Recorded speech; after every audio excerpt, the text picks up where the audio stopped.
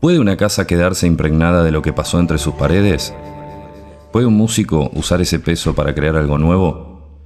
Hoy en Crónicas del Cuervo vamos a contar una historia que mezcla crimen, música y obsesión.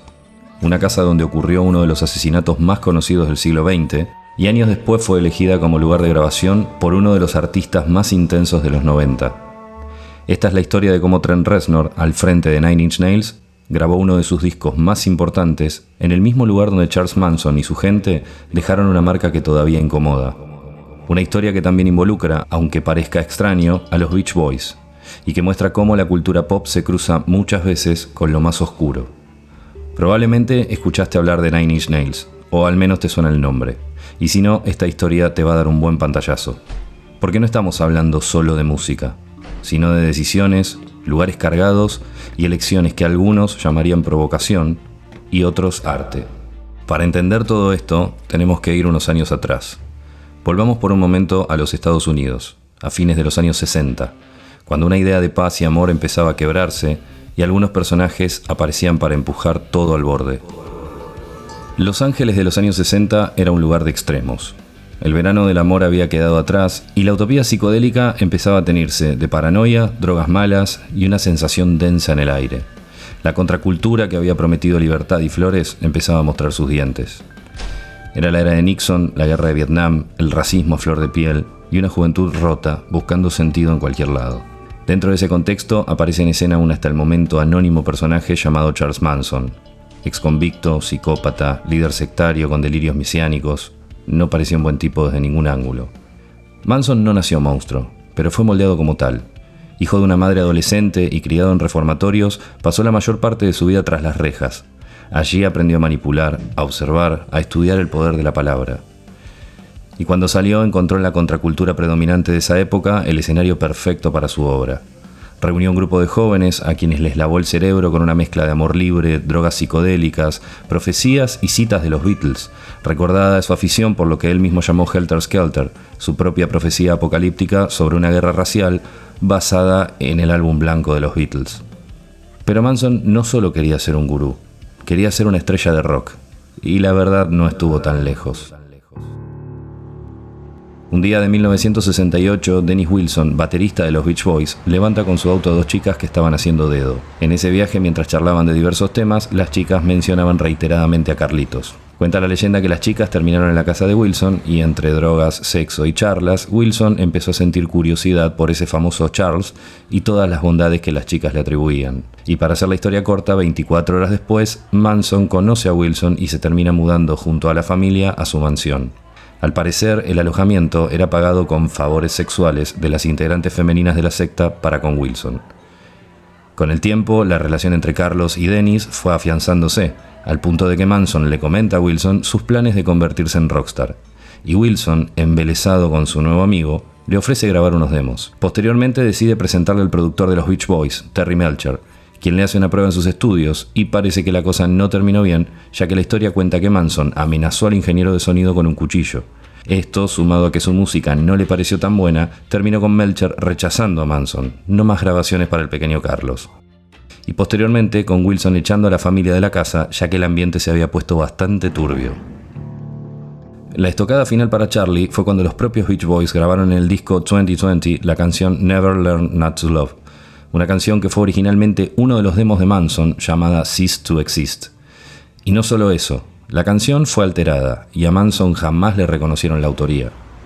Rechazado, ridiculizado y traicionado por el mundo que deseaba conquistar, Manson eligió incendiarlo. Fue así que decidió tomarse revancha e ir por el mencionado Terry Melcher, quien vivía en la mansión de Cielo Drive 10.050 y al parecer era el verdadero objetivo de la familia la noche de los asesinatos. Pero él había alquilado la mansión y no se encontraba en la misma. Y ya sabemos todo lo que sucedió luego. Una serie de asesinatos brutales en Los Ángeles. El más infame en la mencionada mansión de Cielo Drive, donde la actriz Sharon Tate, embarazada de 8 meses y pareja del director Roman Polanski, fue asesinada junto a 4 personas más. En la puerta de entrada, los asesinos escribieron con sangre la palabra pig, cerdo en inglés. Un mensaje macabro que marcaría para siempre esa dirección. Ahora saltemos en el tiempo nuevamente a los inicios de la década de los 90, un contexto bastante similar al de los 60, pero con otra máscara. El mundo acababa de dejar atrás una década de neón, consumo desenfrenado y promesas rotas. La Guerra Fría se terminaba, pero la desilusión seguía flotando en el aire. En Estados Unidos la cultura empezaba a fracturarse, otra vez. El sueño americano se sentía hueco. Las calles hablaban de violencia, alienación, apatía. Para variar, los noticieros mostraban disturbios raciales, líderes que caían, jóvenes sin rumbo. En ese caldo de cultivo espeso nació una nueva sensibilidad en la música, más introspectiva, más oscura, más cruda. El rock alternativo dejaba de ser un rincón para convertirse en un grito colectivo. Nirvana pateaba la puerta con guitarras sucias. El grunge reinaba con su estética desprolija y existencial. Pero debajo de todo eso, algo más industrial y corrosivo empezaba a tomar forma. Un sonido hecho con fierros, distorsión, odio contenido y hasta máquinas. Era el momento ideal para que apareciera una figura como Trent Reznor, y con él Nine Inch Nails. Nine Inch Nails no fue una banda en el sentido clásico de la palabra. Fue, y sigue siendo, el proyecto visceral y personal de Reznor, un tipo reservado, metódico y perfeccionista, que encontró en la música industrial una forma de canalizar su angustia, su rabia y su alienación. Multiinstrumentista autodidacta, fan de Prince, de Bowie, del synth pop ochentoso y de la oscuridad de Joy Division, Reznor trabajaba durante el día como técnico de estudio en Cleveland y por las noches grababa sus propias canciones a escondidas. Así nació Pretty Hate Machine en 1989, su primer disco, un híbrido entre lo bailable y lo torturado, con letras cargadas de rencor, deseo y desesperación. El álbum fue un éxito inesperado en el under y lo convirtió en una suerte de gurú sombrío para toda una generación que no encajaba en el optimismo prefabricado de fines de los 80. Pero Reznor no quería repetirse, tampoco quería comodidad. Quería ir más profundo. Quería destruirse para volver a armarse, o tal vez no. Y para eso eligió un lugar tan simbólicamente oscuro como su música.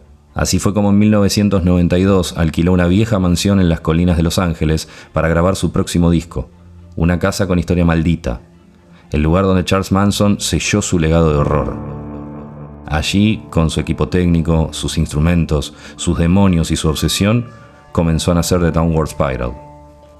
La grabación de The Downward Spiral no fue simplemente un proceso técnico, fue un descenso consciente al infierno personal de Reznor. La mansión de Cielo Drive, rebautizada irónicamente por el propio Reznor como Le Pig, en referencia a la palabra escrita con sangre en la puerta de entrada durante los crímenes de la familia, se convirtió en una cápsula de aislamiento y oscuridad. Allí Reznor instaló su propio estudio casero y comenzó a trabajar con una intensidad casi enfermiza. Dormía poco, comía menos y pasaba horas manipulando sonidos, rompiendo cintas, experimentando con distorsiones y gritando tomas hasta quedar exhausto. El proceso fue solitario, obsesivo y minuciosamente controlado. Él escribía, producía, mezclaba y ejecutaba casi todo. La atmósfera de la casa se filtró en la música. Las habitaciones frías, los pasillos vacíos, las manchas que parecían no querer salir y ese rumor constante de estar habitando un sitio cargado de muerte impregnaron cada compás del disco. The Downward Spiral suena como una pesadilla con ritmo. Es industrial, agresivo, hipnótico. A mi gusto narcótico. Canciones como Closer o Ruiner avanzan como engranajes oxidados. Otras como Hurt te dejan en silencio con la sensación de que alguien acaba de confesarte algo demasiado íntimo. Reznor no componía para entretener, lo hacía para exorcizar. Además de Reznor participaron músicos como Chris Brenna y Danny Leonard, pero siempre bajo su órbita. Las decisiones pasaban por él. Era un proceso creativo casi dictatorial, pero necesario para lograr ese nivel de cohesión emocional y estética. La casa no era solo un estudio, era un eco de las emociones del disco, una caja de resonancia para su espiral interna. Las canciones no suenan, duelen. Y así, entre cintas destruidas, gritos ahogados y una casa que parecía mirarlo fijamente, Reznor terminó de construir su espiral descendente. Un disco que no solo marcó a Nine Inch Nails, sino a toda una generación. Un disco que nació literalmente del lugar donde otros encontraron la muerte. El momento más perturbador, sin embargo, no llegó con una canción, sino con una visita inesperada. Durante la recta final de la grabación, Debra Tate, la hermana de Sharon, se presentó en la mansión. Tocó la puerta, miró a Reznor a los ojos y le dijo, sin rodeos, «Sabes que estás viviendo en el lugar donde asesinaron a mi hermana, ¿no?» Reznor, que hasta entonces había usado la casa como una especie de cápsula creativa, se quedó paralizado.